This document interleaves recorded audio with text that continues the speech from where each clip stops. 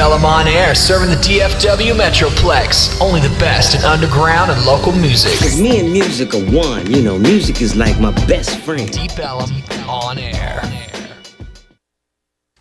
Hey guys, welcome to the DELoL show. This is episode something or other. It's the next one after the last one we did, and the most recent previous one before the next one. The previous one before the next one, and the most recent one that we're doing now. We'd like to say it today. We've got Randy Milholland in studio.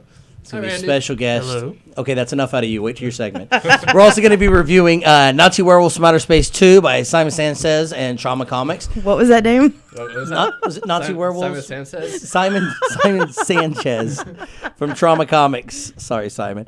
And we're going to be running, of course, last weekend we were at the AllCon 2013 up in Addison. And Taff and I had a blast. Jay dislocated his knee or something like that, so he didn't get to come out for it. Fierce. It was terrible, man. But Taff and I got to speak on one of the panels. And what were the two costumes you did this year? I did 3 DELoL. So I only want to hear it. Pick the best two. I would say probably the Seymour and Audrey 2. That was a good one. My Rockford Peach. And what was the other one? The Weird Science one. The Rockford Peach was... No, you know what? I got to take back. The Weird Science is still the best one because that was one of my first crushes ever in movies.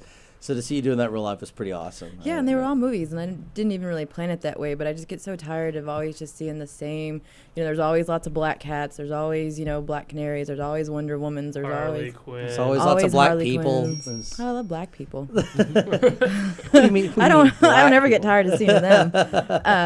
But like I said, I'm trying to just kind of separate myself from like the same, because there's this whole culture right now, and maybe Randy may even know some of this, where it's like now everything's cosplay, and it is not. And I'm not a cosplayer. I'm a costumer. I think cosplay happens to be you become that character and you're that character every single time. But now everyone's always like, I'm cosplaying this. Yeah. I'm cosplaying that. I mean, there are a few people that do that, but very few. Yeah. That do the consistently. That's their character. You know what I mean? Most of the conventions I've been at where it's a matter of stay in character. That's more of an anime thing. Most comic conventions I go to, it's more. And now just their name's gets thrown Doug, around. and they're walking around in a Jedi uniform. Yeah. They're not becoming a Jedi master. And honestly, I prefer that because I usually exhibit at shows, and there's nothing more enraging than dealing with some idiot playing who's stuck in character from Final Fantasy IX. He's playing the jerk character, walks up to your table and knocks all of your merchandise. But he's in character. Oh, so that makes it okay. Yeah, right. no. It's never. That has okay. happened like 9 okay. or 10 times at anime shows to me, and it just. I want to show you. With a comic convention I want to show you a character I have called the Chokeout Artist. Yeah. And I'm going to stay in character for the next 15 minutes.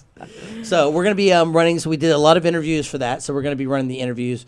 And Taff and I were lucky enough to be asked to speak on the Podcaster Summit panel. That was hosted by Rick from United States of Geekdom and a couple of other people on the show, including, oddly enough, the Untitled Super Cool Nerd Show, and a few others too. So it was a little, it was a little weird. That was a raspberry. Can we get one of those for the Nerd Show as well, since Taff doesn't bode well for them? Well, no, I can appreciate those guys, but he said hello in a very rude way, and it just reminded me again why I opted to not be a part of that. Yeah, show. that was really weird. We'll just hit this and move on. But yeah, the host of the Nerd Show walked in and was like, "Oh, I see they just let anybody on this show," to Taff, and Taff's like, "I guess so. You're here." It's a very awkward way of saying hello. Yeah. But anyway, so we were asked to speak on the panel, and that went over really well. So I want to say thanks to Rick from United States of Geekdom and all the rest of the guys on the panel. Yeah, that was Cole a blast. And Thomas Jedi and Cole Roy. was a blast. So we're going to be doing some crossover episodes now with Jedi Cole and with United States of Geekdom. So we got some things in the works here. It's good times. But let's we're going to run the intro real fast, and then when we come back, we're going to review Trauma Comics, Nazi Werewolves from Outer Space, Part 2, The Thirst for Water. Or in today's case, beer.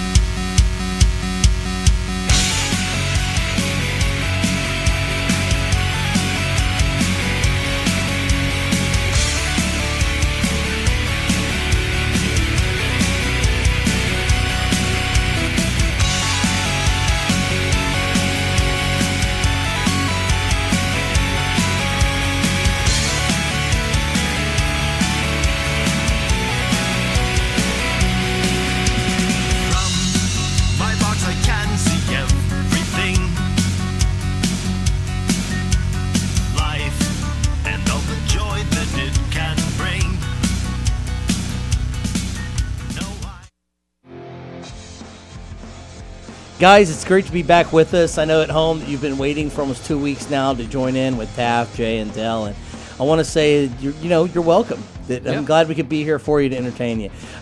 Quick thing that Randy did here for Jedi, just over the intro.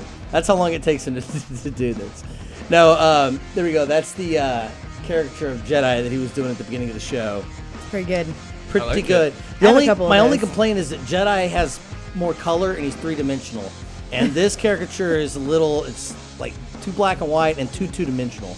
Yeah. To be really accurate. Well, I don't have any Play-Doh. I can't really do it better. my favorite part, V actually had an artist.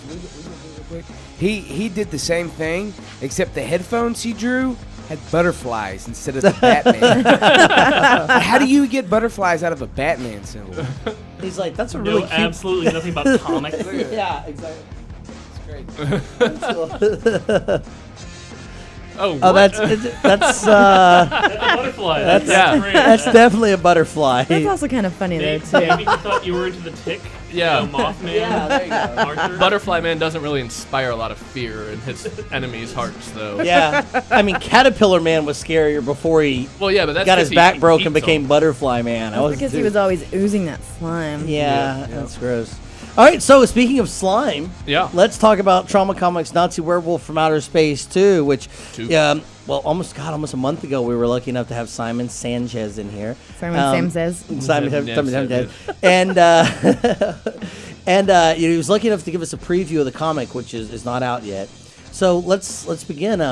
First of all, it's about Nazi werewolves from outer space being led by Hitler's head attached to a robot gorilla body. No, it's a gorilla body with a robot arm. Oh, the robot arm. And a head. Don't screw up his work, man. Come on, man. It can't just be perfect. I have a vision, and that is a robotic arm.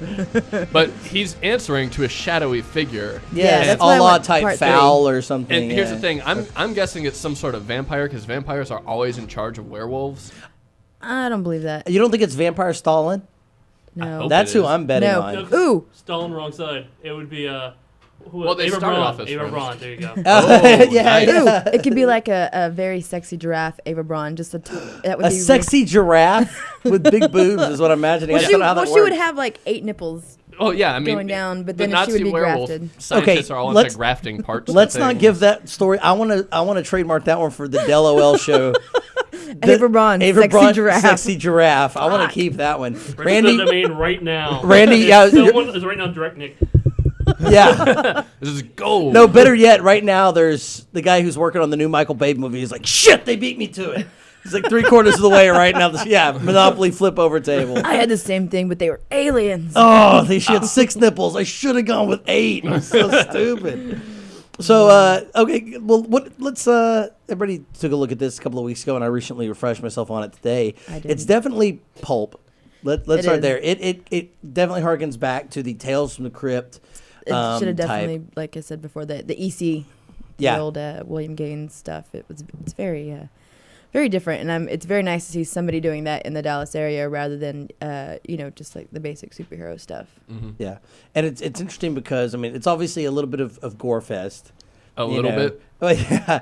I mean, you have on every page, there's, of course, somebody eating intestines directly out of a screaming person, or they're poking out somebody's eye, And they're or, all scientist werewolves. Yeah. scientist Nazi werewolves. scientist werewolves. Yeah, and I understand that they're werewolves. You would really like this, Randy. But if they're, here's my other thing, if I they're would. if they're It's really wolves cool. constantly, aren't they just Nazi wolves? So they have to change back and forth No. to be werewolves. Wolfman. No, werewolf is more of the human form, hybrid Yeah, form. like they're on Oh, the, I see. on They're the a hind little more like legs and- anthropomorphic. Yeah. Interesting. Okay. See, I learn something new every day. Good Thanks. job. That's like 5 syllables. Bifurcation. Deoxyribonucleic acid. See, I paid attention in school. So, Jay, what was your take on this? I know you have one big concern here about the story. Well, we're not going to get into that. I really love this story. I really like that it's following one character the whole time, and I think this kid's he's either gonna die in the next issue or just become like a super deluxe badass. See, I'm thinking the super deluxe 'Cause badass. They've already tried to kill him, and they had him captured, and he got out still. And I mean, Yeah, I do appreciate that they give you a nice protagonist that's going through it, because you would be so tempted with a Nazi invasion from Werewolves from Outer Space to just show what's happening all over the world. You don't have one character to kind of slide in to identify with, and it is nice that you can get behind this one character and feel like you're trapped, you're being taken advantage of. And he's lost so much. Yes, Yeah, he Poor just guy. lost his mama in this last issue. Yeah, his mom becomes. Here's what's weird. I'm sure there's a scientific explanation for this, but when she's bitten by a normal zombie, she turns into a werewolf zombie, which I didn't know was a thing, but I'm sure there's science behind it, which we'll learn about in the third Because issue. maybe the zombies that had actually bit her had already been injected by the werewolf zombies with some sort of serum. Well, I guess they did put out her eye by shooting the liquid into it, so maybe that made her the werewolf, and then of course the zombie bite just accentuated the different horror aspects there. I like to think the creator of this comic is at home going, "No, I just fucking did it."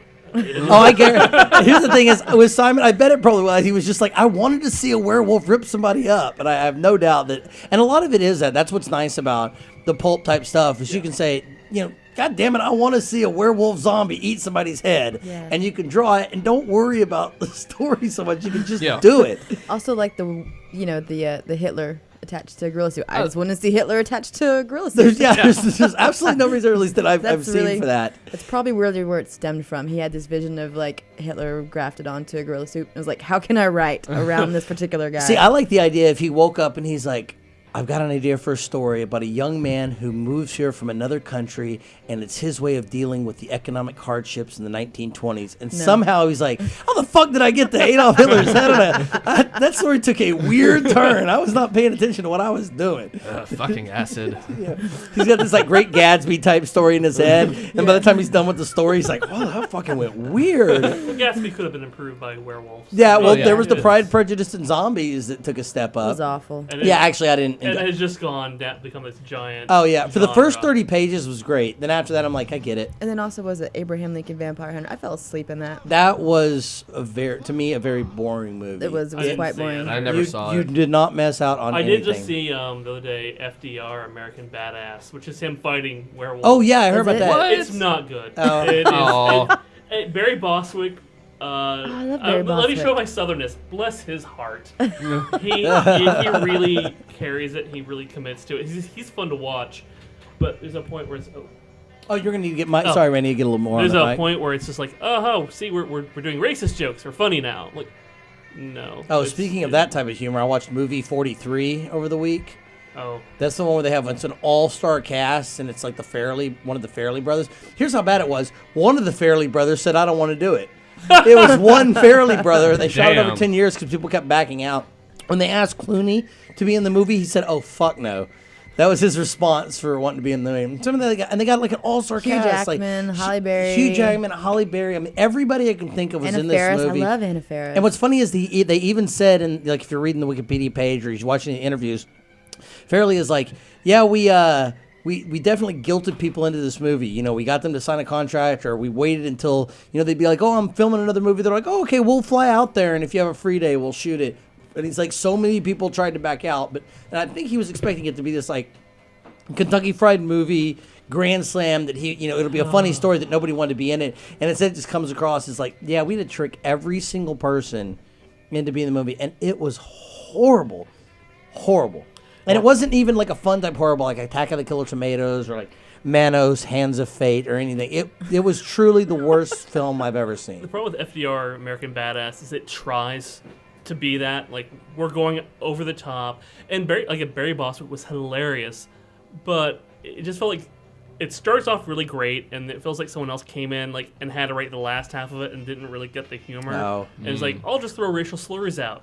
I'll just throw misogyny out. Like, okay. Yeah. And see, what's nice about, to bring it back to the Nazi Werewolves, is it's actually a drama.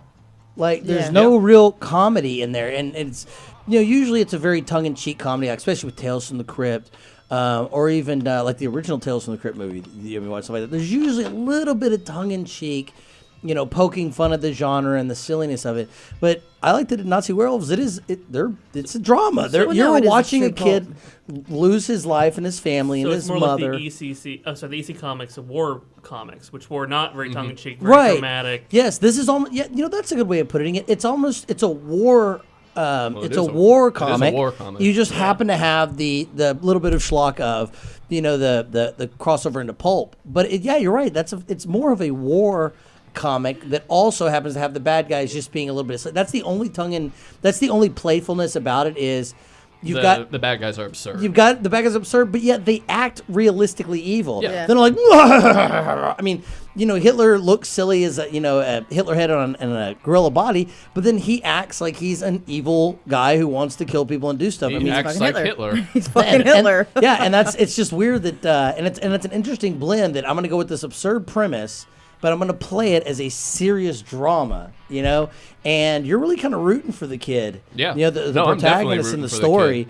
And you really kind of feel what he goes through and losing his mom and everything like that. Well, she's a werewolf now. It's the next issue is going to be, that's going to be rough. Maybe he's going to be on a quest to find some sort of cure for her. Maybe. Or he's going to have to kill her. I'm going with that.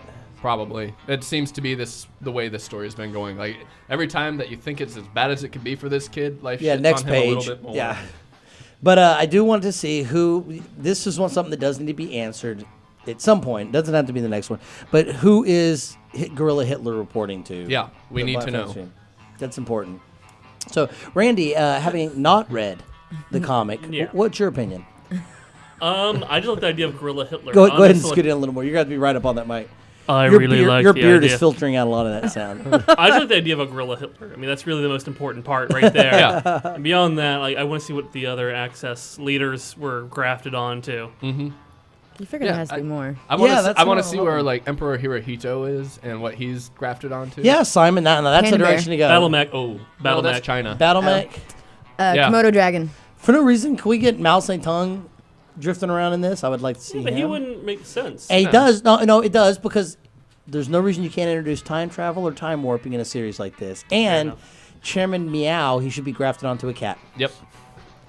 That's our new band project we're working on. Yeah. So thumbs up, thumbs down, 2 thumbs sideways. Two thumbs up. I love this series. I really want to read more of it. And I'm hoping, Mr. Sanchez, hope you're watching, please write more for Kung Fu Satanist. Oh, yeah, and the Kung Fu Satanist. We're not reviewing that today, but that is definitely a very, very fun title. That's just title. my personal plea to him. And I got to say, I give it 2 thumbs up. It's a joy. For what it is, it's really good. And then for what it's not, it's different. I never thought about it as, like you're saying, it's a dramatic war story. You just happen to have absurd enemies. And doing it like that kind of makes it even better for me, that it's a little pulp, but it's a lot of drama. And I like that about it, too. So 2 thumbs up. Okay. Oh, it's me. 2 thumbs for sure. I'm digging it, and I am, as well as you guys, interested in the next one to see what's going to happen to that kid and who's behind all this. And I just want to see more animals grafted to heads, or vice versa. The face on the llama body was like the weirdest. That was really weird. What about the pterodactyl person? That was weird too, because of all. I'd like to see more now here's the pterodactyl thing they person. skipped over. They didn't just graft it to an animal that exists. They had to go out Jurassic Park style, There's a time Clone travel. a pterodactyl. recreate pterodactyls just to graft somebody's face to it. Yeah. And that's That's something they just caring. gloss over. That's because you care. Yeah. Yeah, at least that shows they're dedicated to their job. Those Nazi werewolves. Yeah. They are ready to graft onto anything that they get. Because I It could've imagine been a flying I was squirrel. imagining there's a meeting where they, 3 of them show up in front of Gorilla Hitler, and they're like, he's like, So, yeah. pterodactyl. There's no point in that. And they're like, but sir, we really need to stretch our chops. We can clone. We can do this.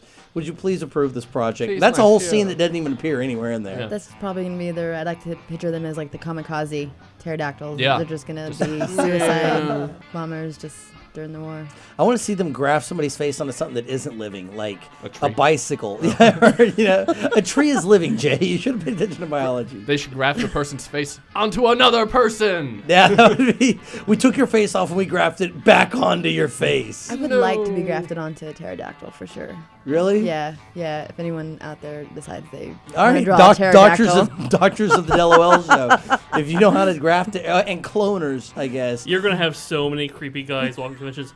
I can make your dreams come true. Hello. I guarantee by next year, Sean is going to come up and be like, I've learned how to clone pterodactyls. I'm just going to say this, and that's all I'm going to say, is this past weekend at AllCon, I found out that he'd actually had someone draw me as a sexy nurse in a different position. And that's where shit starts to get creepy, when people can start having you drawn by other people in random positions as different people. So that was interesting. Welcome to the internet and rule, what is it, Rule 23? And that's not even Rule the internet. 34. That's just like convention scene, and we'll have to talk about that a little bit more. What was the position? I don't No. Okay. It was her eating a whole bucket of ice cream by herself. Very unflattering. With a ladle. Not even a ladle, just Just tears rolling down on the ladle. couch. Just, I deserve this. And that's actually happened to me before, so that's what makes it sad. All right, guys. Well, that's 8 thumbs up for the Trauma Comics Nazi Werewolves from Outer Space 2, soon to be available. And I believe Keith's and Zeus and Titan, and a few other places. Yes. But you can find on Facebook, just search Trauma Comics. I shouldn't be having to do this. And they also have a werewolf, Nazi werewolves. Okay, and the Nazi Werewolves from page, Outer Space page too. So make sure you join up on both those. But 8 thumbs up. Good job, Simon. We really like it. We're looking forward to the next thing.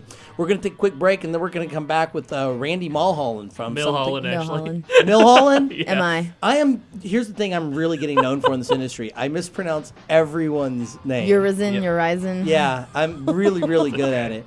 So everyone does. Yeah. We're going to be back with Simon Says. Well, I'll make sure I get it right. We're going to be back with Dandy Milholland in just a moment. Thanks. You're watching the DELoL show. It could be handy, real.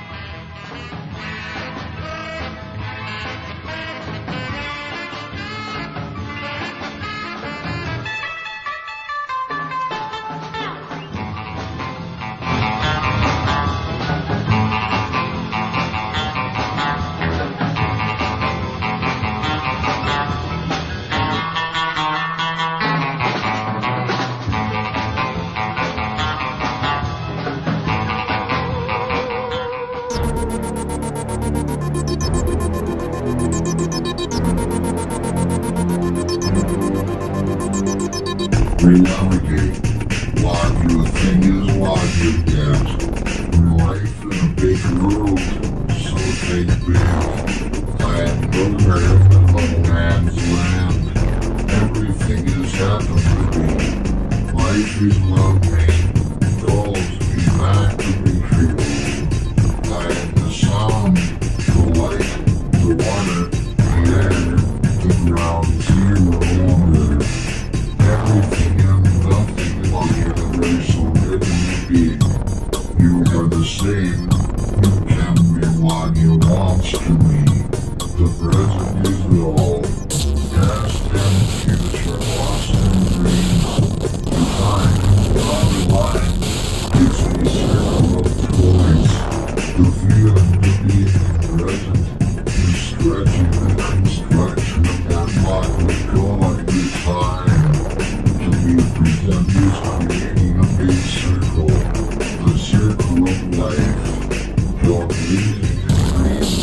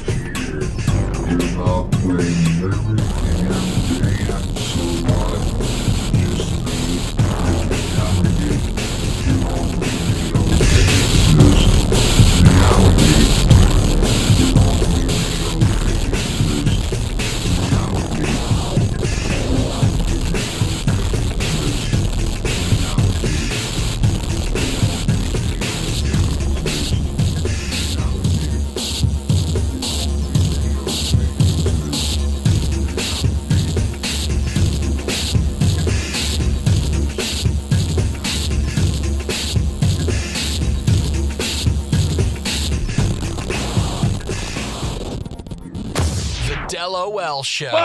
Funny stuff. Sunday, 2 to 3. DELoL on air.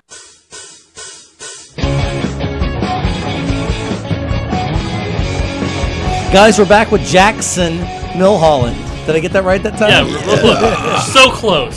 So we're back with Randy Milholland from somethingpositive.net, and an artist that we've been following since the first time I saw you at one of the conventions and I started hearing about you. I missed you at the conventions. Let me just say yeah. that. I missed you at our Don't local do a lot of DELoL conventions. shows anymore. I don't blame you.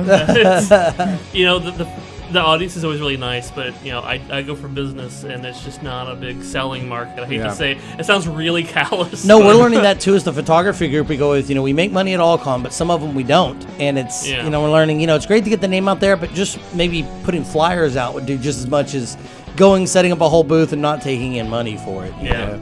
Here you go. Thank you. I barely reached that. Feed the taff. So, Randy, how long have you been doing this? I started. And feel free to get right up on. Here you do. Get I in. started. Like giving it oral. That's how I was the first couple times. Like right here. Yeah. Touch nose to it. No, I Get started. your nose up in that. I Smells started funny. something positive. The first trip went up December 19th, 2001. Wow, I didn't know it was that old. Okay. Yep. And first of all, I do want to show this. Jeddah, if we can get a nice close-up shot of this guy. This is fantastic. Once again, done on the fly with no reference whatsoever. He couldn't even see me when he was drawing this. That's fantastic, Stripped my man. blindness. That's, yeah. yeah. And blindness is something you've been dealing with since childbirth, but you still managed to do all your artwork. Oh, did you not know that? I Learning something new every day. I corrected your Wikipedia page to say that, so that when you go home, that'll be a little great. interesting. Yeah. There's worse things happen. When you drive home, you'll find out you're blind. Yes! Somebody should have really told him Best that parking beforehand. spots ever. Imagine like the Elmer Fudd, as long as he doesn't know about gravity, he can't fall. Yep. Yeah. As long as you don't tell somebody they're blind, they're fine their whole life. They can Wile E. drive around. Coyote. Yeah, Wile E. Coyote, I'm sorry. I'm sure Elmer Fudd has done that once or twice. Yeah, he did. Actually, there's one when they were little kids. There's one where he and Bugs Bunny are little children. It was one of the specials done late. Specials don't count. They Oh, really, is that the expanded are- universe of the Looney Tunes? No, it was like the 60s. They're not it was like canon. them remembering their little kids and like Elmer Fudd went off the cliff. I can't believe I remember this. This is kind of embarrassing that I even remember this crap. This is exactly what the And- show is for. Yeah. Yeah. He makes the comment. He's like, "Well, I haven't learned about gravity in school yet," and just keeps going. If only it worked like Suck that. it. That was when Chuck Jones wasn't trying anymore. Warren Bros like, "You want to check? Yeah, I want to check." Yeah. Yeah, he phones it in literally. There's the cliff and the two of the characters. Yeah. Click. So you've been doing this in 2001, man. That's amazing. And when you started this, what was somethingpositive.net? What did it start out as? This comic Has it stayed the yeah, same it's always the entire been time? this comic. Yeah. But you've added more characters and had some Oh yeah. come Well, and gone, right? yeah. It's gone. Boom, direct- corrected. Everybody's getting shown up today. Not me. We need a little table of Monopoly we can I flip every really once in a while. want to go to convention one day and just flip a table, and just to be a dick at someone. Just some reader asks like, "Can I get a sketch of Juju Bear?" I would love to be standing right next to that when that happens. We'll come and we'll film that one for posterity's sake. No, but it's it was basically the same idea. It was at that point there's characters in their mid-20s at that point where you don't know what the hell you're doing with your life, and now the characters age real time, so they're all in the mid-30s or early that's 40s. nice. Wait, is I there a like point it. in time where I will know what I'm doing with my life? No, No. Jay, that's a lie that other Damn it. adults told you when you were a kid, Damn it, damn so it, that they damn it. felt like they knew what they were doing. But with when their you're life. in your mid-20s, it's even less obvious. You're like, I'm not in college. I'm not in high school. I'm Not in porn. yeah. Yeah. No, definitely not. No. But Oh, if Jeremy, what's his name, could make it, you're fine. The hedgehog. Ron Jeremy. Ron Jeremy. There we go. Ron Got it Jeremy right. the Hedge. What fucking universe do you live in? That's his nickname. He's the hedgehog. He's the hedgehog. You didn't know that? No, That's what they call I him. knew he 'cause was a his back is special so hairy. education teacher at one point. Yeah, he was. He was. He went to porn actually because let's stop interviewing you for a second. Talking about Ron Jeremy. Yes, He, that's more Wait, interesting. is he out of the hospital yet? That's right. He had like Yeah. a stroke. but he went to Hollywood to actually Yes. do real acting. Oh, was it a stroke or what happened to him? I thought it was a heart attack. That's not nearly as funny as a pun. Yeah. It's a hard. So no, he was called the Hedgehog. There's a whole documentary on him called A Porn Star. It's really interesting, actually. All the fucked up nicknames in porn. Oh, apparently when he has sex leaning over a girl, his back's all hairy and he looks like a little hedgehog. I'm suddenly glad there's no pictures of me having sex. He'd be called the bearded lizard.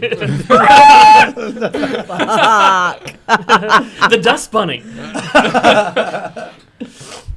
So I know that one stopped it down, didn't it? Destroyed this interview. I'm real proud of myself.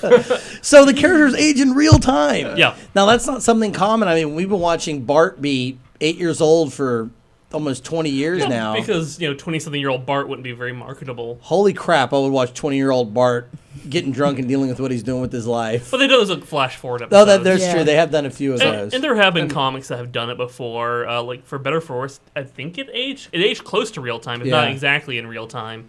And Archie's have slowly aged. Who? The Archie group. Not really. I mean, they did like Not in real time. Boom, corrected.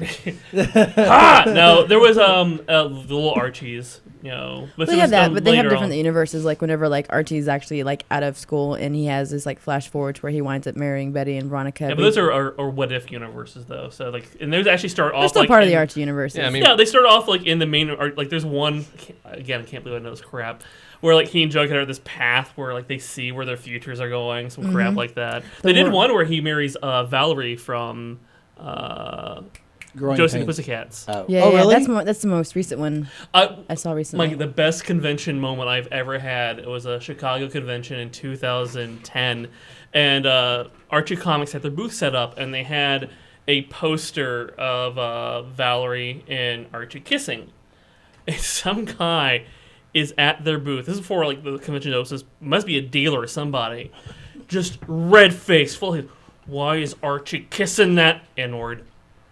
And I'm like, whoa, before anything, the guy who working the Archie booth is like, well, sir, if you love that, you'll love our new gay character, Kevin Keller. Yeah. And just like no breaking character. And guy storms off, he's like, sir, don't you want a flyer? No, I love those Archie guys. I actually follow them on the Twitter, I- and they are funny to interact with, and they will respond back to you, and they're quick-witted. Why can't And we get them on for an interview when the whole, instead of like, this Kevin- guy? Yeah, really. Because they're all in New York. Skype? I invented Skype for a reason. Yeah, I used to love Archie, but no, I'm sorry, real aging. Like Gasoline Alley did that for a long time, but then they would stop That's it, right. freeze it, and then they unfreeze it. Otherwise, all the original characters would be dead by now. Right, As opposed to in their 90s, like I guess they are now. And so tell us a little bit about some of the characters on something positive. The core cast would be Aubrey, who in the early days of the comic was kind of the shifty schemer. She was inspired by my friend Clarine Harp, who is a voice actress and works over at Funimation. Now she runs... By the way, I love Funimation. I have a few friends over there. We need to get They're these great guys people. on. Yeah, instead of the fucking cartoonist guy. This guy. But so now she runs a phone sex company for nerds. That's called awesome. Erotica. And then there's And the number is what? yeah. And how can I start working there?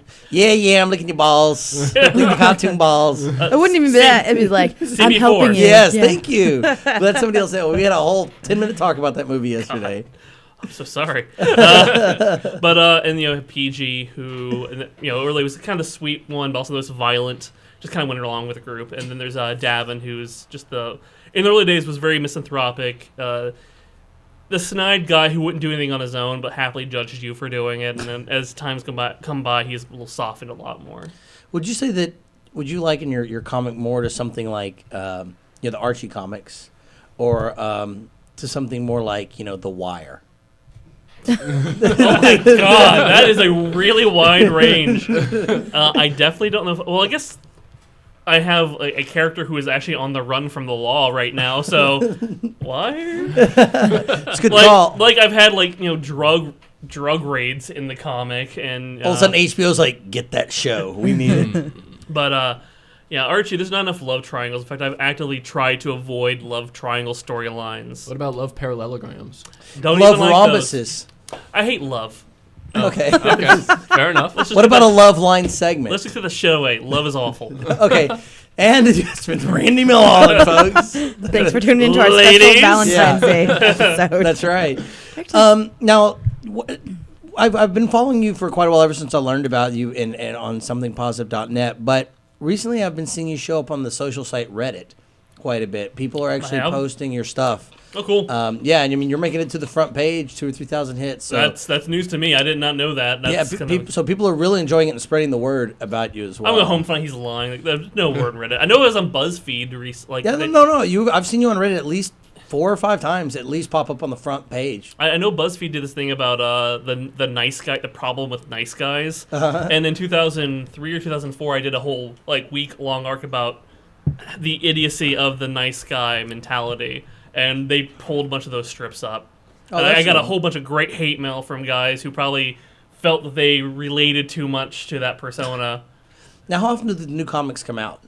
Usually Monday through Friday. I used to do 7 days a week, and then I decided I don't care.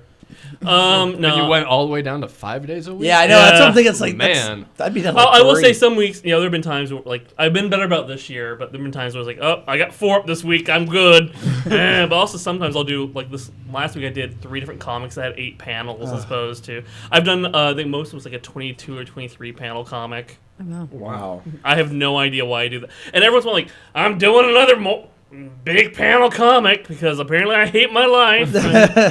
You also have a theater background, right? I did theater for years. I actually lived off my theater for a while. Wow, now that's more rare than anything else I've ever heard. Industrial films pay well, pay better than doing plays or low budget films. It was just like, oh my God, wow. Oh yeah, that's a picture of me in Arcadia. It was actually not a paying gig. It was a Harvard had a group of students who would do plays and they'd get actors from outside the community. I played Chater, who is a small character. He's in scene 1 and 2 of Act 1. That's from a student film about the history of Opposite Day. Oh my God, this is on my Facebook, isn't it? I see that. Yeah, I don't think on the Facebook are all the times I've played child molesters. We're pulling these from the Library of Congress film department. There's a student film I did actually where I played Captain Hook as a child molester. That was that felt great. That actually makes sense. Oh, yeah, except for the fingering aspect. I don't know that's how we lost it. You find the whole thing is the children were in an orphanage being fed opium and prostituted out. It was just horrifying. It was horrifying. I had to throw a child against the wall, which is not as fun as you think it will be. Really? Because I'm thinking if I had an excuse to punch a child in the face or stomach or throw wall, I would take I've done stage combat with adults. I don't give a shit if I hurt an adult. I don't care if an adult hurts me. We're big. We can walk away. You're handling a 6-year-old and throwing him around the room. How funny. That is a little more terrifying, especially because his mom. Their bones heal quicker. Well, yeah. So we had to go rehearse this, and the woman who directed was a sweet woman. She's like, "Look, I need you to go rehearse the throw with him." Okay, cool. Well, yeah, go to his mom's dojo in Rhode Island. I'm like, his what? His mom was a former champion kickboxer or something like that. So I show up, all these giant belts, and I'm like, if I hurt this kid, she's gonna snap me. Yeah. And so I'm picking him up and hurling him. His mom's doing help to tuck your head, throw. We do the filming. I pick him up, throw him at the wall. Does not tuck his head. Slams. Falls. I'm like, oh, great. I broke him. And then his mom is charging at the cut. I'm like, well, I'm dead. Because there's no way. And this is how it ends. There's no way I can fend her off. The best I can go is and she shoves past me and walks like, didn't I tell you to tuck your head? Yeah. Apologize to the man. You made him hurt you. That's an awesome mom. No, this kid's like, I'm sorry I made you hurt me. I'm thinking, oh God, I can see the therapy forming around you. She's gonna be choked out in the back of a car, for oral pleasure, and just thinking of that. I should have tucked my head. I should have tucked my head. It sounds like he's on the way to becoming a real life superhero, or real life super villain, or villain. Yeah. And I'm the first fucking target. Great. Well, you've got a beard now. So let's see. So with somethingpositive.net, I mean, where do you come up with half your ideas? Because I mean, I see a lot of webcomics. Well, I know a lot of webcomics I'll read, and I'm just like, it's quite boring. It's not very funny. It's just they feel like they had to fill some panels. But every one of yours, there's something to be gained out of it. I will say most people have those days where I just have to get a goddamn comic up. Mm-hmm. And it sucks to say that. The first year I was self-employed, I did it because I did a reader donor drive, and they paid my salary for a year. And I think that year I had the least amount of comics I liked because I felt like I had to get something. Just like, well, you paid for it, I have to get it up. I will say after a while, once you've been working with the characters for a bit, they kind of write themselves. They kind of tell you where they need to go. You present the situation, and you know how they're going to react to it. So, and that helps a lot. But also, like, in the early days, a lot was inspired by Friends. Like, I had a storyline. The TV show? Yes. Actually, I used to get my comic used to be described a lot as Friends on crack, and I've never understood. Although there was one review, it was like, it's like Friends, but you'll enjoy it. And having never seen that show, I was like, okay. And you usually wind up using like the same kind of core cast. I try to stay to the core comics, cast. Right? Yeah, I mean, you have like the angry guy, and I do try to avoid the long-suffering girlfriend character because that's just not fun. Although I have a few of the male characters who become the long-suffering girlfriend characters. Well, Randy, we're gonna have to wrap it up here. We got a little bit more to do with the all con segment here, but I want to say thanks for coming on the show here. Thank you. Awkwardly. And no, it's a lot of fun. And anytime if you have something going on or something come up, you'd like to come back in, we'd love to have you. Because Dallas does miss you. You're a noticeable missed present at the seriously. conventions. I saw There's a you lot less hair here. I saw you speaking There's at a couple of panels and you sarcasm. shaved. A lot less people I have to relate to and communicate with. And also, I'd say that Randy has agreed to do some artwork for our future promotional stuff, and I'm really excited about that. I want to say Cool. a little ahead of time. Thanks, because I love your style. You say too. that now, you're gonna get like, what the fuck is this shit? Yeah, it's literally a pile of dog shit drawn on paper with a big. It just three you. phalluses slapping in the wind. So, but thanks for being on the show. We're gonna take a quick break. Yeah. I can totally be phallic. She's That's a dick. okay. Let's admit it. I'm a dick. All right, but we're going to take a quick break. We're going to come back and Scratch me onto we're a going to run dick. the all-con interviews for the rest of the show, and I hope you enjoyed it because we had a lot of fun. You're watching the DELoL Show. We'll be right back in just a moment.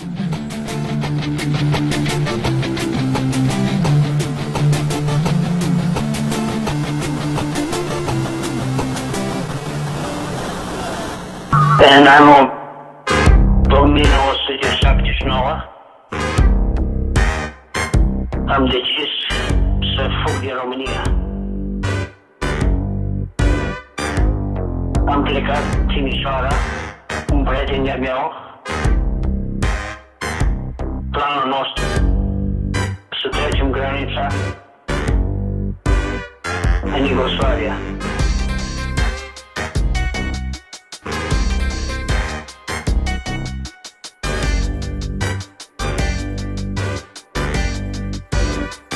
Do you remember a time that you thought to yourself you were going to die? Yeah, the soldier was like 50 feet from us. Soldați români treceau granița. Ne uitam să le vin soldații să ne prindă.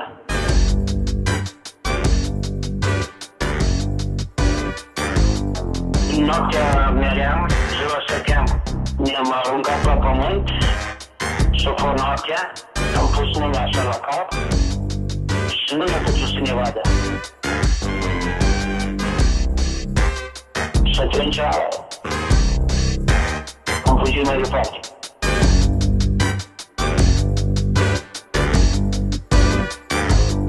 Păi el l-a prins și l-a dat înapoi. L-a bătut.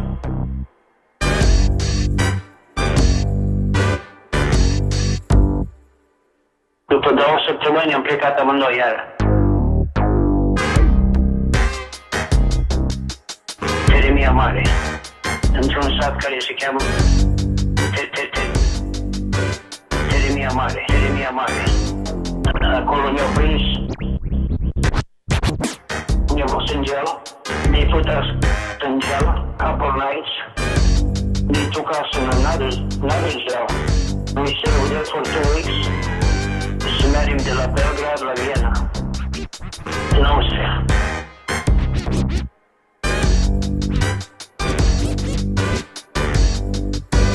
Acolo am stat în lagăr. There was a lot of crazy people in that camp.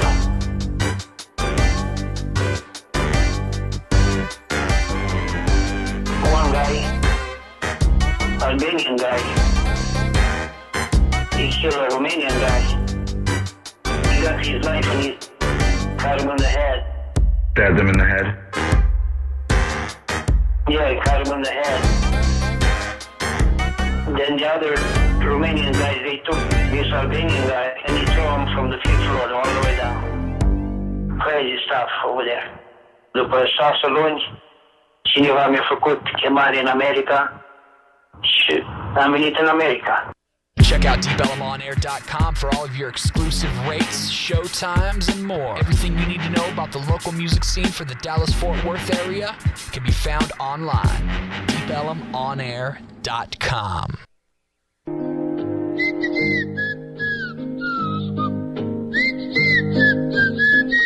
Robin Hood. Robin Hood. Little John and Robin Hood. I saw that in theaters as a kid. I saw it like 20 years later. Guys, back on the DELoL show, and I'm Thanks, glad kid. so many other people remember that. This is Robin Hood with that. Like this song on the left, Little John, Robin Hood walking through the forest, laughing back. That's still one of my The other favorite saying- Disneys. I The love movie that made one. almost nothing but recycled art from every That's, Disney movie. that's true. Yeah. If you've ever seen the Disney comparison, every single bit of it's just redrawn character animation. Because they're always on the verge of bankruptcy at this point anyway. Yeah. So. Man, it's so good. This and Pinocchio, I think, are still two of my favorites of all time. Fuck Pinocchio. I like Really? Black Cauldron. Black Cauldron. Even though it doesn't, Oh, it doesn't stay to the I forgot books. about that. I Yeah. loved it though. But the Robin Hood one, I think the songs up until maybe like the Jungle Book or that. I love the Jungle. The Jungle Book songs are hands down like they got my favorite. But that and Robin Hood, all the songs are good, are so wonderful. But segueing into AllCon 2013, Taff and I were able to be out there this year. yeah. Me with Neither Noir, Taff with herself. With herself. Yeah, we had a couple of course, all of our regular friends stopped by, and Lars was there, and I believe she shows up. Black she even gets- Mariah. Yeah, Black Mariah was there doing the Naked Girls reading, which Michael was Champion. a lot of fun. I got to host Naked Girls reading, which actually turned out to be pretty cool because I was quite nervous because I'm okay talking like this, but put me on a stage with like a lot of people in front of me, I'm actually quite awkward, and so I And was really butt nervous. naked. Actually, I wasn't naked, although know I you was. weren't, but- I wasn't a nude tard, so it appeared as I was naked, but You are I a nude wasn't. tard. I feel like a nude tard every day. But well, you know, Michael Champion's in some of the interviews we're about to run coming up, and we were lucky to get a few new people as well. There was Jessica Grundy, who is an amazing artist too. That we're gonna be working on a project with us coming up soon. Excellent. But a lot of people, Reese, of course, Our little DELoL kid. the official DELoL child. Yeah, yeah. Other than me, so she was out there doing the Weeping Angel, which And was Pixie. amazing. And Her Pixie was adorable. And we let her do a little interview at the end of the whole of the interview. She got to do a And I will special say interview this, with us. I'll leak something quickly. Her and I are actually teaming up for costumes for Dallas Comic Con. Yes, in May. that's cool. So I usually, don't tell any of my costumes, but her and I are actually doing Inspector Gadget. I'm currently working That's on 3 different so Inspector cool. Gadget hats Huge. that are going to be Can I go as rotating Brian? and move. And she's going to be doing Penny because I really don't want one of my 30-year-old friends dressing up as Penny with me. I would think her actually being a 10-year-old girl and dressed as Penny is going to be fucking amazing. And she also has someone who's working on an Inspector Gadget app.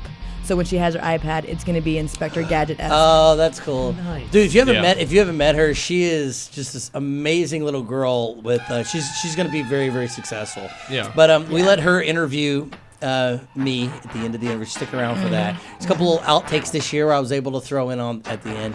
But a lot of our friends and a lot of new people made it in this year. So it's longer than last year. It's 18 minutes, but it's 18 minutes of fun. 18 minutes of glorious fun. Funnier than Band of Brothers. So I'll tell you that. Wow, really setting that bar high, huh? Yeah. Yeah. Not nearly as funny as Schindler's List, but definitely funnier than Band of Brothers. So, Tav, what was your kind of thoughts on AllCon 2013 this year? Honestly, I think it was not as good as it had been. I was really surprised with the lack of costumers that were there this year. Yeah, so was I. Usually the contest goes for a few hours, but like it was over in 45 minutes, which Whoa. is really weird for AllCon. That's weird for any convention. Yeah, it was 45 minutes worth, and I'm not gonna, I don't want to down anyone because everyone looked great, but it just seems like the effort that's usually put into AllCon wasn't there. Because last year there was like the Jack Skellington and Sally. well, not even that. There's like the steampunk Ghostbusters that are usually that come was out. There was a guy that fantastic. had the steampunk, segways. There was a Beauty and the Beast last year. This year, it was very generic, very basic. There wasn't anything I was blown away with like, oh, I don't know who this character is. Everyone who was there, you could tell there was very little effort put into a lot Jay, of there that was stuff. a Scribble Nuts. What? Yeah, that was just a Yeah. little treat for me. That's awesome. And there was a Noodles from the Gorillas, which I thought thought it was cool because normally people do, comic book characters or something. So it was nice somebody did a rock and roll band character. And I did like the guy from Once Upon a Time in Mexico because I got that perfectly, where it's Johnny Depp where he's blind. Where he's blind, the blood's coming out of his eyes. That was good. awesome. But again. With something like that, when it's all-con, I try not to do comic characters because it's not a comic convention. Right. They have Superhero Sunday, and I think most people kind of on Superhero Sunday turned out for that. Because you did a League of Their Own this year, I thought, which was great. I did. Like I said, most of mine were just movies. And for me, I try to not do something that you see at every single convention. Yeah. Like, I don't really, like my Seymour and Audrey 2, I've never seen a Seymour and Audrey 2 and at any Dallas and it's convention. all con. It's not Comic Con like we're saying. Yeah. So I do like when people branch out, like the Steampunk Ghostbusters. That was phenomenal. And it all worked, year. and it blew bubbles, and it had smoke. So this year it was just very limited, and even the vendors I think were limited. There wasn't the same artist that I usually see there. The Con Funk was in full effect. So Friday, the first day within hours, like that whole place stunk. Well, what's funny is Reese, we were talking about, wrote a. She has a new blog now, and she one of the things at 9 years old, she's already out the all-con funk. BO and the absence of air, and that described it perfectly. A 9-year-old's observance of Con Funk was absence of air, BO, and onions. Yeah, so make sure. So I don't know the blog name yet. Reese's Pieces. Oh, that's right. Reese's Pieces over at WordPress, right? Yes. So make sure. Horrible. Make sure you check that out, and of course, Ridiculous. hop over. Their new website is up. The Super 6 numeral 6 thesuper6.org. Yeah, Did you put that together? Good on for you him? for putting that together. Thanks, Whoa, you actually did that already? He did. Yeah, He had that I had done. it up in like 3 days. He did. So that's their charity for wiping out kids' cancer. They work with. You said it much better that time. Yes, eliminating kids with cancer. It didn't work as well. Which is our group that we're going to start. Yeah. So get on that. I'm happy. Yeah, make sure you Surprisingly check that easy out. to do, Yeah. Make sure you hop over there because there's a way you can donate now. They take monetary donations to go straight to wipe out kids with cancer, and it doesn't go through the Super 6. Wipe out kids' cancer. Fucking A. And but you can check a lot of it there. But I want to say thanks to Reese and everybody else there at the All-Con. So take a look at some of the interviews, and we'll see you next week. Thanks, Randy. Thanks, Randy. Enjoy. Bye.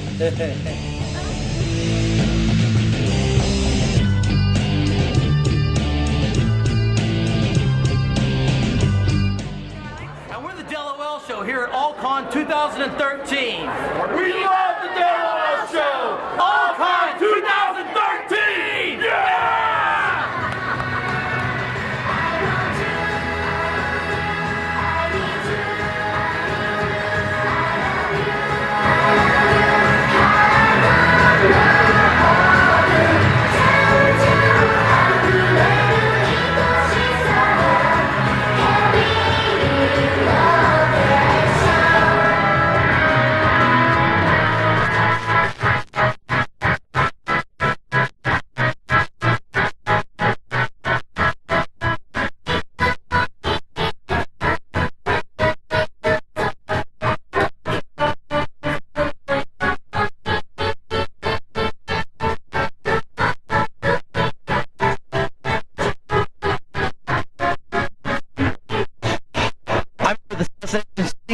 The famous Dixie Witch. Dixie, how you doing today? I'm very good. That's enough out of you. Slayer, how you doing today? I'm doing okay, thanks. All right, that's the end of the interview. Next time, guys, I'm here with Tiffany with Roll to Play here at All-Con. Tiffany, tell us a little bit about what you do and what Roll to Play is. Roll to Play is a game store, and I created this because I have a passion of creating a better community and making an impact and a difference. So did Adolf Hitler. How did that go?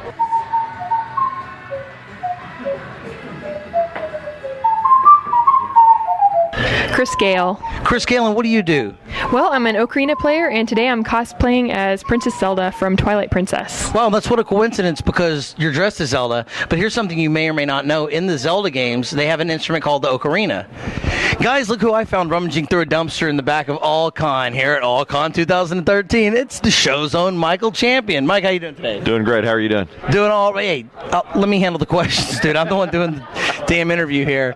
Look, tell us a little bit about what you're working on this weekend. This is the show where I do commission after commission after commission, and just really bust my butt drawing cool shit for people. All the stuff you've done, I still haven't seen a DELoL caricature anywhere. What's up with that? Well, here's the way it works. People got to throw money at me, and then I draw it. If people would throw money at me in this show, trust me, we would be going your way. You need to find me sponsors so you can make a little money here. Assassination Cities, every year that I've been here, y'all have been here as well. So for the people at home that don't know for some reason what roller derby is and are too lazy to open up another tab and just Wikipedia or Google it, what is roller derby? Well, roller derby is a all-women flat track sport played on roller skates, kind of like a race, but really all you need to know is you skate fast, turn left, and knock bitches down. Guys, it's Sunday morning here at AllCon 2013. I'm here with Ethan Nate, one of the writers who's been published in the Publishing Presents Pulp, and you've been in 4 of the novels. Is that correct, Ethan? Yes, there's 6 novels. The final one just came out, and I'm in 4 of the 6. I would like to think that they would love me for all 6, but I didn't know about them whenever they started the series. But you've been in the last 4, correct? Correct. So we have a good working relationship. Yes, and besides, and I know the guys, the Gabbishes. Let's just say that they're all right guys and leave it at that. I don't really want to get into it right now. I don't know them real well. It's not like I hang out with them because I don't live in Dallas any longer. They live across the street from me. I have to deal with them all the time. Okay, so you use the parties and the women and all the the dealers. Yeah. Yes, the women. Yes. I just take the laughing and I dub it in other places where other people didn't laugh. Yeah. Okay. You can use my laughing. Okay. Perfect. Great. Now, Rollerplay, you want to make a better community. Explain what you mean by that.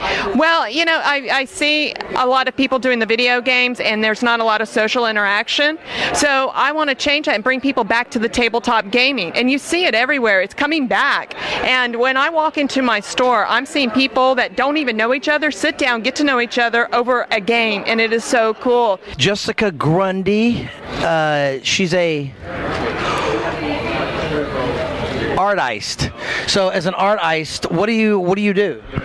I do digital paintings, and I paint storybook illustrations. I do book covers, and I do commissions of people's children, and I pretty much just paint nonstop and work nonstop as an artist. Oh, and how long have you been doing this? About 5 years nonstop, but I've been artistically inclined my whole life. Well, that's what everybody says when they finally get into it. So, yeah. And what got you into being an artist? I guess the need to create and the need to draw and just, But you didn't feel like building demolition trucks. You felt like painting. I felt like painting, and I really love, I love eyes and the human face. I love really soft colors.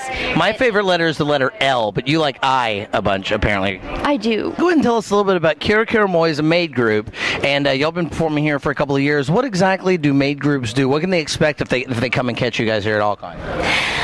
The first thing we do is performance. We take popular J-pop and K-pop songs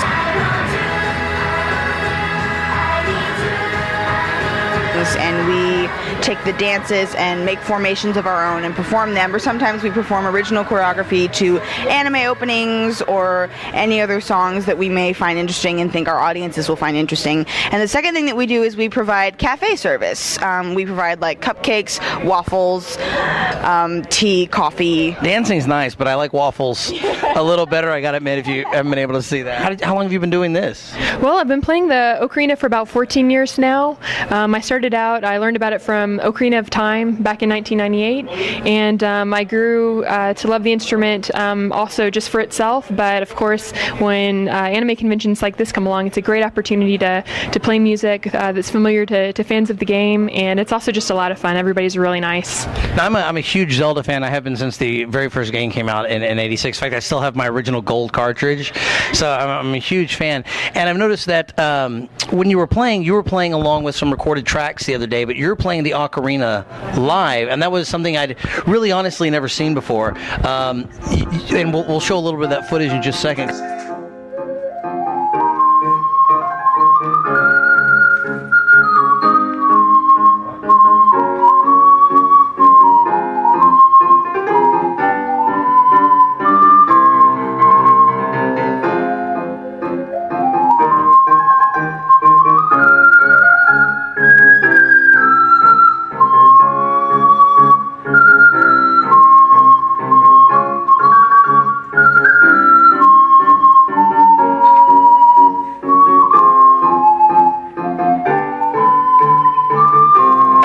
question. Most people don't know this. I want to know, which is out of all these pieces of art, which one do you think is your favorite here on display today? Probably my all-time favorite is the Ned Stark from Game of Thrones, because I'm a huge Game of Thrones fan. You want me to pull that one up over here? Yes, actually, I was gonna correct you though. Interestingly enough, no, your favorite one is this one. I didn't know if you know that or not. How'd you get started? I've been drawing all my life before I could even read and write. But now that was only, to be fair, just 2 years ago that you learned to read and write. So let's cop to that. I'm a retail space, as you can see, but I also have a lot of tables where people are playing games. I also do workshops and seminars and tournaments, and I go out to schools and daycares and teach people how to play games. You see me at conventions. You see me doing fundraisers. You see me talking about gaming for moms that don't know gaming. I'm even hosting Bunko Night for the ladies. You can come into the store. It's a BYOB. You can have dinner. Bring your own boy toy. Oh, I like that. No, hubby, I'm just kidding, hubby. Well, that's the thing. When the new book came out 3 weeks ago when I was here for ConDFW, they said, oh, the book's not going to get here in time. And I said, I've been promoting this book. And then they called me the day as I was driving down and said, we got the books in. So I was at a restaurant with my son, and I get up about the time that the waitress is bringing me our food. And she's like, is there a problem? I said, I got to go out to the parking lot and meet my dealer. She goes, your dealer? I said, yeah, books. So I literally got the books the day of the con, like an hour before I came to the con. For the people at home that want to find out a little more about Assassination City and roller derby in general, where can they go? I assume online, right? Question answered. No, acderby.com is our website, and you can buy tickets, you can see pictures of all the teams, and you can sign up for Rec League and try out and kind of get your feet wet with it. So all the info is right there, acderby.com. And how did you select, because y'all get to pick interesting names. Nobody goes by their real name. And so how do you select your names? Dixie Witch is obviously my real name. That's weird. And how did you select your name, Slayer? Or is your name Samantha Slayer? My name is not Samantha Slayer. I don't know where to go with this. We're here with Joe Dalek, available on Facebook. Make sure you locate him. And your name, sir? My name is Mike Erickson. And Mike, it looks like you're Joe's handler here, apparently. So what are you and Joe out doing today here at AllCon 2013? Well, we're here to promote WhoFest 2013. It should be the weekend of the 22nd to the 24th. And November 23rd, 1963, of course, was the first broadcast of Doctor Who, An Unearthly Child. But y'all are doing WhoFest this year, and of course Joe's going to be out for that. Tell us a little bit about WhoFest and how it came about. Well, at WhoFest, we decided, actually, a couple of folks thought, okay, well, we need to have a big birthday party. And it started at just a gathering at one of our homes. And then more and more people started getting interested. And now we have a few hundred people already registered and signed up. We'll be airing An Unearthly Child exactly 50 years later.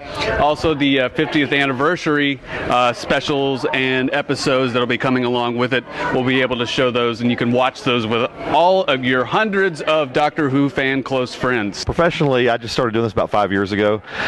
Just started doing conventions at the suggestion of a friend of mine. First show I did, I was so green, and started out, just walked in with a stack of typing paper and a handful of Sharpies and a little handwritten sign. And 5 years later, we have the ostentatious display you see before you now. Yeah, the large display that runs all the way to the ceiling. I believe you have the tallest table here. Yeah, at every show, not just here. In January, I've been a maid for 3 years, but the Kira Kira Moe show has been going on for almost 3. In May, it will be our 3rd anniversary. What does Kira Kira Moe mean? Kira Kira in Japanese means sparkling or shining, and Moe, literally translated, it means to sprout as from a bud, but it's a term used by otaku in Japan, and it's basically that warm, fuzzy feeling that you get when you look at puppies or kittens or cute girls in makeup. Sparkly, warm, fuzzy puppy feeling. Yeah, basically. I assume y'all are on the Facebook. Yes, we are on the Facebooks. You just gotta type in ace and ass. I'm so drunk still. Assassination City Roller Derby in a little search bar, and it'll come up. I don't have the URL memorized. That's okay. We can probably put a link right here on the bottom of the screen like magic. It's 2013 there. So anything else y'all need people at home or young girls to know about roller derby? Come to our bout, check it out.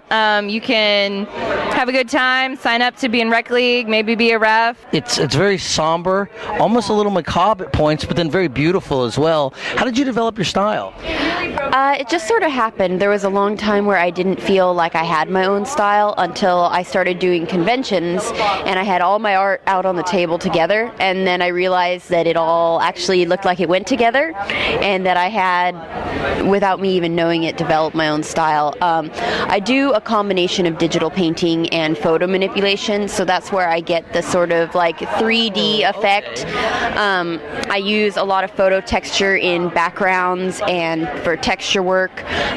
For some of them, I'll actually, if I'm doing a portrait of someone's child, I'll actually take features from their face and work them into the portrait so you get really real eyes. Somewhere along the line, the painting and the photo manipulation got mixed into one, and I just go back and forth, and some are more of one and less of the other. Some are just straight photo manipulation with very little painting. Some are almost all painting with just photo textures. It depends on what mood I'm in. How long did it take you to become proficient at the instrument? Well, I would say probably about maybe a month or two to be able to just play the basic notes and be able to stay in tune consistently. And of course, over the years, I developed more technique, and it takes a long time to really become good at something. But I would say just to be proficient with it, not very long at all. Wow, that's pretty amazing. And when you were giving performances yesterday, you were able to play some Legend of Zelda songs. You were able to play some Mario songs. Can you give us a quick little medley here, real fast? Okay, sure. No problem.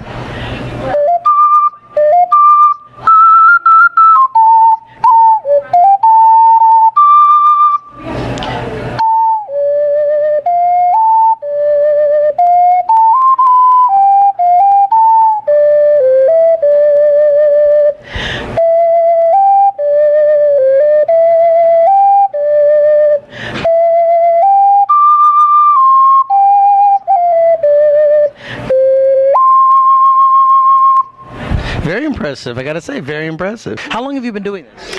I've been doing this since 2009, but we opened the store space for the first time June last year. I'm not even a year old, and I'm already looking for a bigger space. You don't look a day over 4 months. So how did you get into role play or into board games?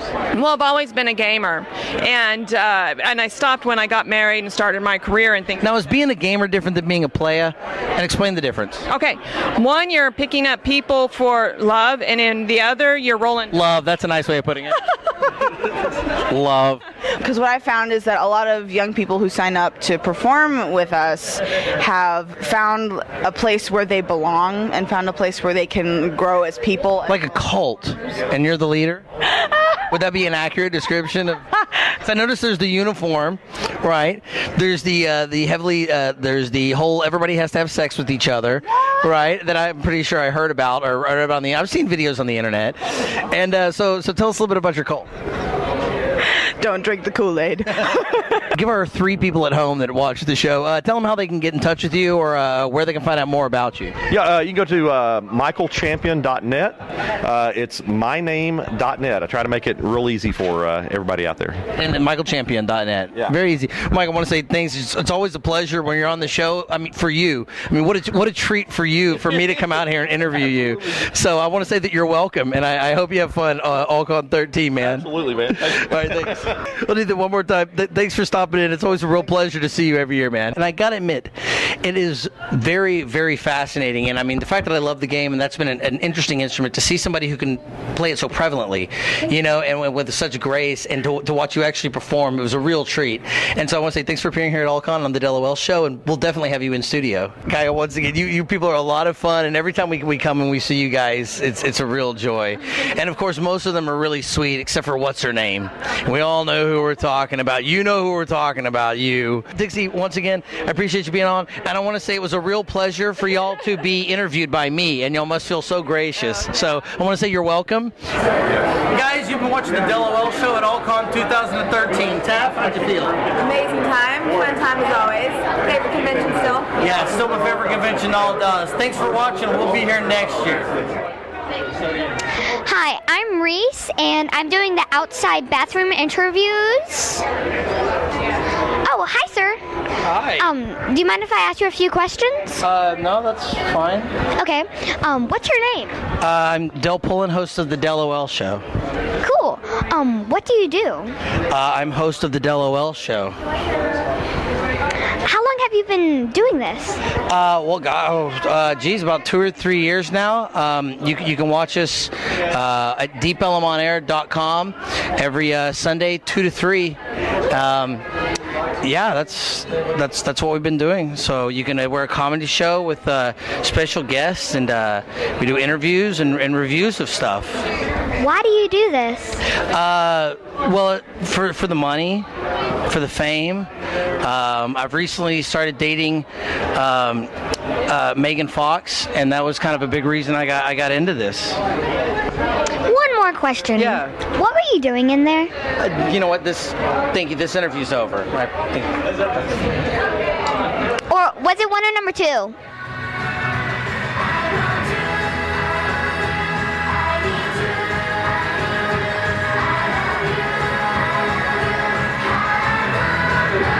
The best part is, here's what people don't realize about, or some people don't think about, is I can edit out any of the offensive stuff, but I never do. That's, on a comedy show, that's what you want to keep. The worst stuff, when people flub up, they're like, oh, can we do that again? We can, but I'm going to keep that one. That's the one I'm going to go with. Well, I have no pride, so whatever you want to use and whatever I said that I messed up on. You're a little like the first half of The Lion King. You're Simba. You don't have any pride. That was a long one to go for a joke there. Come on, run. Come here, kids. You too. Faster, quick. If you're either going to go, you got to stay over on that side for like 5 minutes, or you can hurry quickly. You're not talking to me. Oh, we are talking to you, little boy. Come on, move it. Careful, don't trip on the cord. People are doing things. She even said don't trip on the cord. All right, And that's all. That's gonna go in the outtakes, by the way. Just so you know, that'll at the end. I'm gonna tag that on there, especially me calling him little boy, little man.